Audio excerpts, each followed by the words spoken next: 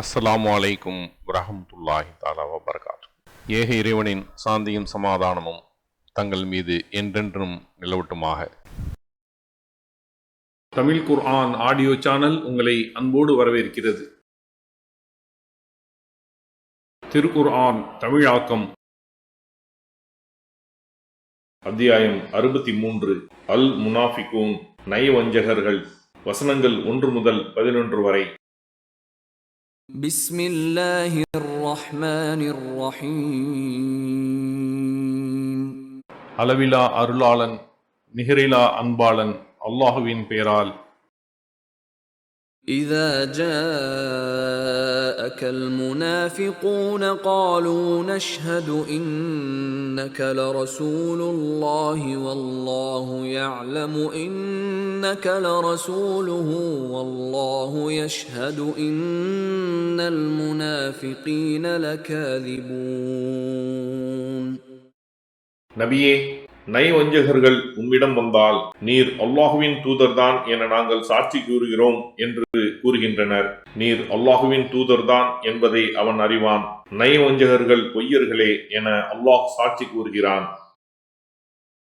اتخذوا أيمانهم جنة فصدوا عن سبيل الله إنهم ساء ما كانوا يعملون. அவர்கள் தமது சத்தியங்களை ஒரு கேடயமாக எடுத்துக்கொண்டனர், அல்லாஹுவின் பாதையை விட்டும் தடுத்தனர். அவர்கள் செய்து கொண்டிருந்தது மிக கெட்டது.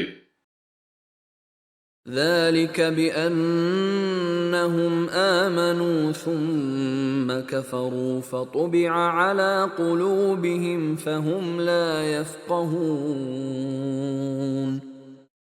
அவர்கள் இறைநம்பிக்கை கொண்ட பின் மறுத்ததே இதற்கு காரணம். அவர்களின் உள்ளங்களில் முத்திரையிடப்பட்டு விட்டது, எனவே அவர்கள் விளங்கிக் கொள்ள மாட்டார்கள். وَإِذَا رَأَيْتَهُمْ تُعْجِبُكَ أَجْسَامُهُمْ وَإِنْ يَقُولُوا تَسْمَعْ لِقَوْلِهِمْ كَأَنَّهُمْ خُشُبٌ مُّسَنَّدَةٌ يَحْسَبُونَ كُلَّ صَيْحَةٍ عَلَيْهِمْ هُمُ الْعَدُوُّ فَاحْذَرْهُمْ قَاتَلَهُمُ اللَّهُ أَنَّى يُؤْفَكُونَ. நீர் அவர்களை பார்த்தால் அவர்களின் உடல் அமைப்புகள் உம்மை ஆச்சரியப்பட வைக்கும். அவர்கள் பேசினால் அவர்களின் பேச்சை நீர் செவிதாழ்த்தி கேட்பீர். அவர்கள் சாய்த்து வைக்கப்பட்ட மரக்கட்டைகளை போன்றவர்கள். அவர்கள் செவியுறும் ஒவ்வொரு சப்தத்தையும் தமக்கு எதிராகவே கருதுகின்றனர். அவர்களே எதிரிகள். எனவே அவர்கள் விஷயத்தில் எச்சரிக்கையுடன் இருப்பீராக. அவர்களை அல்லாஹ் அழித்து விடுவான். அவர்கள் எவ்வாறு திசை திருப்பப்படுகின்றனர். وَإِذَا قِيلَ لَهُمْ تَعَالَوْا يَسْتَغْفِرْ لَكُمْ رَسُولُ اللَّهِ لَوَّوْا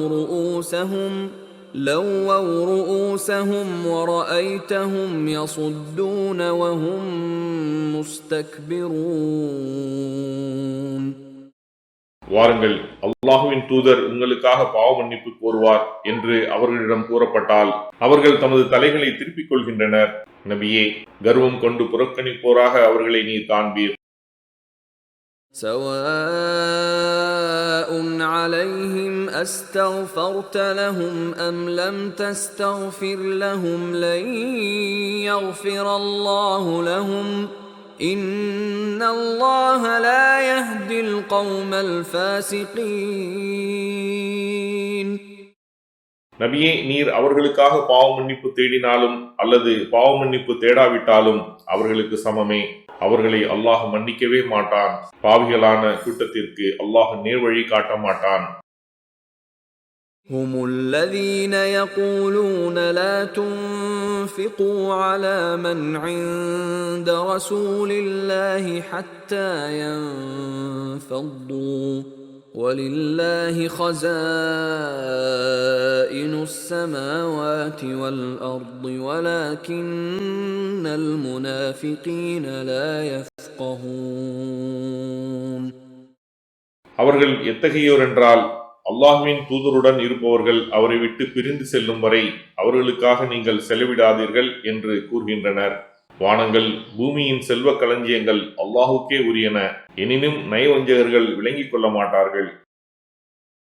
يقولون لئن رجعنا إلى المدينة ليخرجن الأعز منها الأذل ولله العزة ولرسوله وللمؤمنين ولكن المنافقين لا يعلمون.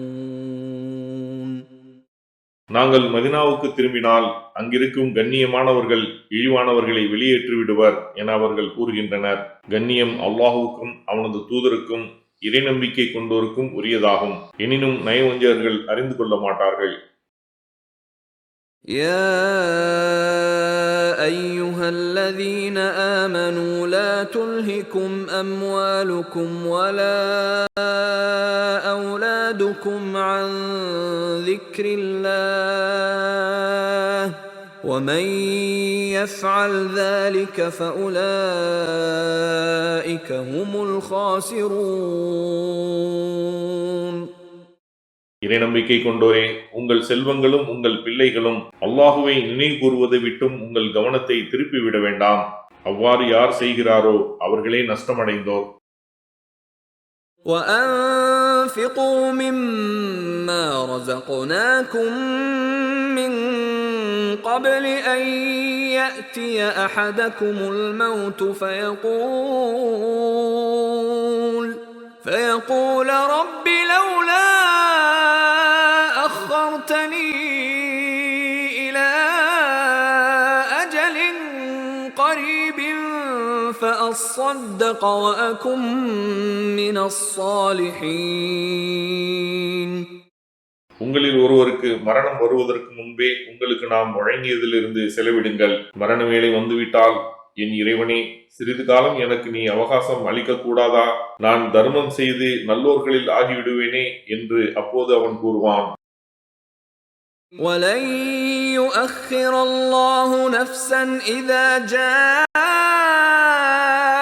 أَجَلُهَا وَاللَّهُ خَبِيرٌ بِمَا تَعْمَلُونَ.